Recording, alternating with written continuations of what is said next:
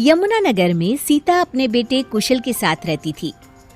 बेटे कुशल के बड़े हो जाने पर वो उसकी शादी पास ही के गांव की एक लड़की खुशी से करवा देती है।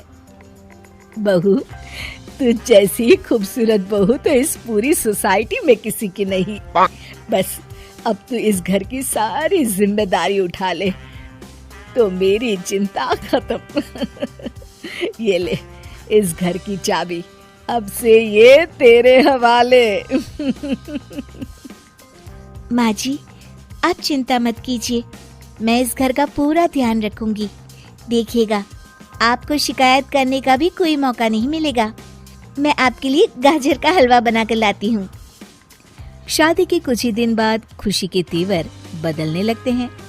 माँ जी, मैं आपसे कह देती हूँ, मैं इस घर की बहू हूँ, कोई नौकरानी नहीं जो हर समय आपकी बात मानूं।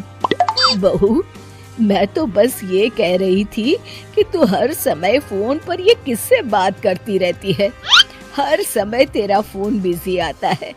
ये बात कुशल को पसंद नहीं बेटा। हाँ, मेरी तो हर बात सबको बुरी ही लगती है।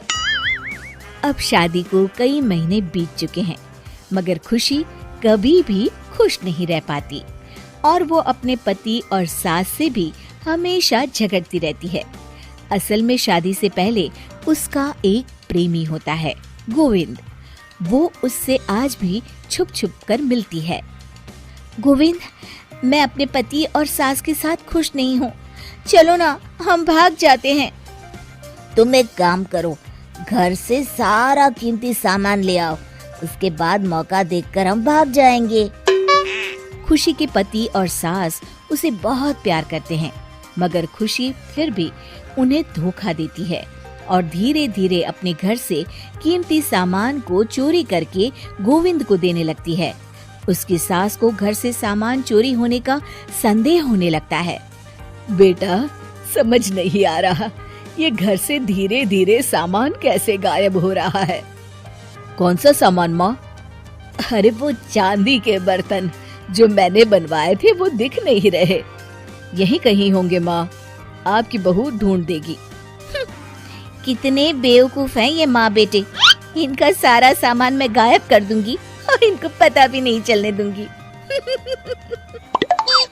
और इस तरह से धीरे धीरे खुशी घर का सारा कीमती सामान चोरी करके गोविंद के पास रखवा देती है और कुछ महीनों बाद उनके पास बहुत कीमती सामान इकट्ठा हो जाता है और दोनों भागने की योजना बनाते हैं। खुशी, आज रात को आधी रात होते ही तुम अपने घर से भाग कर आ जाना। मैं गांव के पुराने बस स्टैंड पर तुम्हारा इंतजार करूंगा। ठीक है।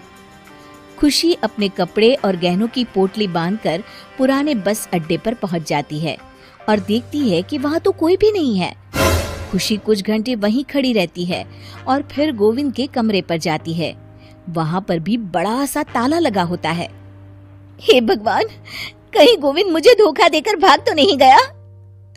अब मैं क्या करूंगी? खुशी फूट फूट के रो रही होती है। तभी पीछे से उसका पति सारे गहनों की पोटली लेकर आ जाता है। आप यहाँ? हाँ, मैंने गोविंद को गांव छोड़ने से पहले पकड़ लिया था और ये सारे गहने भी उससे ले लिए। आपको सब पता था कि मैं आपको और माँ जी को धोखा दे रही थी। हाँ, मगर मुझे ये भी पता था कि गोविंद अच्छा इंसान नहीं है। अगर मैं तुमको समझाता तो तुम कभी नहीं समझ पाती। इसलिए मैं चाहता था कि तुम्हारी आंखें खुद खुले। मुझे माफ कर दीजिए। कोई बात नहीं खुशी, मगर हमेशा ये याद रखना कि तुम्हारे अपने कभी भी तुम्हें धोखा नहीं देंगे। माँ और मैं तुम्हें बहुत प्यार करते हैं और हम दोनों चाहते हैं कि खुशी खुशी खुशी हमारे घर रहे, क्योंकि तुम ही तो हमारी खुशी हो। हाँ, मैं आज के बाद आपको और माँ जी को कभी निराश नहीं करूंगी।